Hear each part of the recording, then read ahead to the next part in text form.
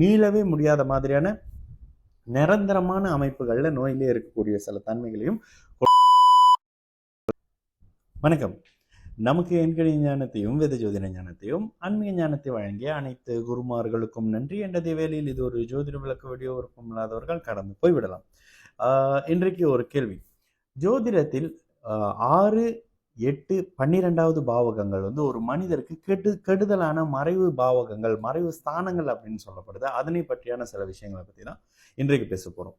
ஒரு ஜாதகத்தின் ஒரு லக்னத்தின் 6ஆம் பாவகம் ஒரு மனிதனுக்கு, ஒரு ஜாதகருக்கு தேவையில்லாத கடன், நோய், எதிரி இந்த தீர்க்கவே முடியாத மாதிரியான சில நோய்கள் அமைப்புகளை கொடுக்கறது இந்த 6ஆம் பாவகம் தான். இப்போ உங்களுக்கு ஒரு கேள்வி வரும், 6ஆம் அதிபதி கெட்டவரா 8ஆம் அதிபதி கெட்டவரா அப்படின்னு கேட்டீங்கன்னா, லக்ன நண்பராக யார் வர்றாங்க அப்படின்றத பார்த்துக்கிட்டு முதலாவது நிலையாக மோசமானவர் அப்படின்னா 6ஆம் அதிபதி தான்.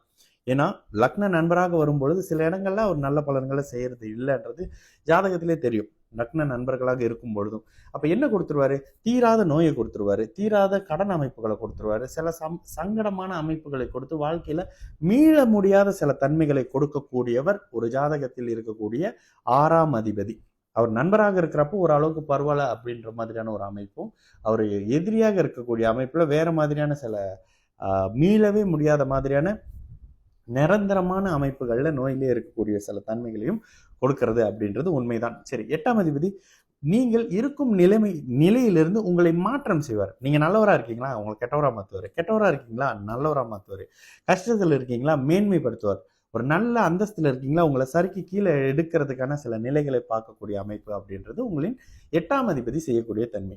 12ஆம் அதிபதி அப்படின்னாலே உங்களை இடம் மாற்றம் செய்யக்கூடிய அமைப்பு. இது 8ஆம் அதிபதியும் செய்வாரு, பட் ஒரு மாதிரியான மூவ் பண்ணக்கூடிய அமைப்பு அப்படின்றது. ஏன்னா ஒரு மனிதன் வாழ்க்கையின் இறுதி, ஒரு சம்பவத்தின் இறுதி, அவருடைய ஒரு பிரச்சனையின் இறுதி என்ற அமைப்புகளை குறிக்கக்கூடிய தன்மையில இந்த 12வது பாவகம்ன்றது உங்களின் நகர்வை, உங்களின் மூவ் பண்ணக்கூடிய ஒரு அமைப்பை குறிக்கக்கூடிய தன்மை அப்படின்றதுனால 12ஆம் அதிபதி உங்களுக்கு நகர்வை, மாற்றங்களை, அந்த மாதிரியான அமைப்பை கொடுத்துருவார். இதுல 6ஆம் அதிபதியும் 8ஆம் அதிபதியும் தான் மோசமானவங்க.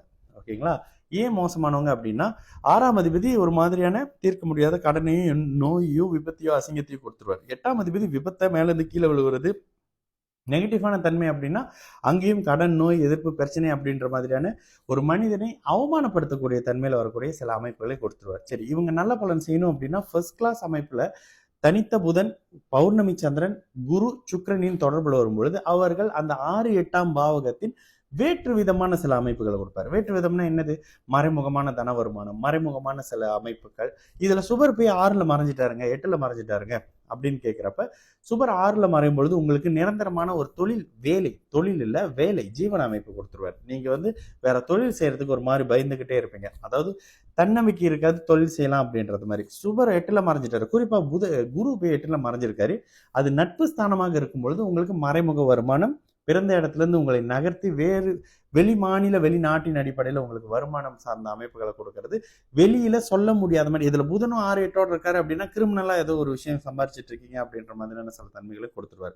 12ல மறைஞ்சாலும் உங்களுக்கு வெளிநாடு, வெளி மாநில அமைப்பை கொடுத்து, அதுக்கப்புறம் சர வீட்டில் இருக்கக்கூடிய லக்னங்களோ, ராகு கேதுக்களோ, அல்லது அந்த 8, 12ஆம் அமைப்புகள்ல தொடர்பு கொண்டு இருக்கக்கூடிய ஒரு கிரகங்களோ உங்களுக்கு தசை நடத்தும்போது நீங்க நீடித்த நிரந்தர அமைப்புல வெளிநாட்டிலே செட்டில் ஆகிற மாதிரியான சில தன்மைகளை கொடுத்துருவாங்க. ஓகேங்களா? இப்ப 6ஆம் அதிபதியும் 8ஆம் அதிபதியும் கெடுதலை பண்ணக்கூடாது அப்படின்றதுக்கு முதல் ஒரு விளக்கத்தை பார்த்தோம். 2வது விளக்கம், 6ஆம் அதிபதி 6க்கு 6லயோ, 6க்கு 8லயோ, 6க்கு 12லயோ, அது பாவக அமைப்பின்படி அவர் மறையும் பொழுது உங்களுக்கு கடன் வாங்க வேண்டிய தேவையில்லை, உங்களுக்கு நோய் வர வேண்டிய தேவையில்லை, உங்களுக்கு பிரச்சனைகள் வர வேண்டிய தேவையில்லை அப்படின்ற மாதிரியான நிலையை கொடுத்து உங்களுக்கு அதிக வழியான வருமானத்தை பிறரின் பணம் அப்படின்ற மாதிரி ஷேர் மார்க்கெட்டா இருக்கட்டும், ஜாக்பாட்டா இருக்கட்டும், நம்பர் அடிக்கிறது மாதிரியான விஷயங்களாக இருக்கட்டும், இதெல்லாம் உங்களுக்கு தன்னுடைய தசையிலேயோ புத்தியிலேயோ கொடுப்பார். ஆனா அந்த பாவகத்தோடு, நெகட்டிவான 6ஆம் பாவகத்தோடு அவர் பாவத்துவ அமைப்புல தொடர்பு கொண்டிருக்கவே கூடாது. இதே மாதிரி தான் 8ஆம் அதிபதி. 8ஆம் அதிபதி சுபநிலையிலையோ அல்லது கேதுவோட சேர்ந்து தன்னுடைய கெடுபலன்களை குறைத்துக் கொள்ளக்கூடிய அமைப்புகளையோ இருக்கக்கூடிய தன்மையில், அல்லது அந்த 8ஆம் வீட்டிற்கு 8ல் மறைவது, 8ஆம் வீட்டிற்கு 6ல் நட்பு அமைப்புல மறைவது, 8ஆம் வீட்டிற்கு 12ல் சுபதன்மையாக மறைவது போன்ற தன்மைகள் அவருக்கு அந்த 6, 8, 12ஆம் பாவகங்களின் கொடுமையை, கெடுதல்களை நிச்சயமாக செய்யாது. இப்போ கேட்கிறவங்களுக்கு ஜோதிடத்தை பத்தி இப்பதான் நான் ஃபர்ஸ்டா பாக்குறேன் அப்படின்னு நினைக்கிறவங்களுக்கு இந்த வீடியோ நிச்சயமாக புரியவே புரியாது.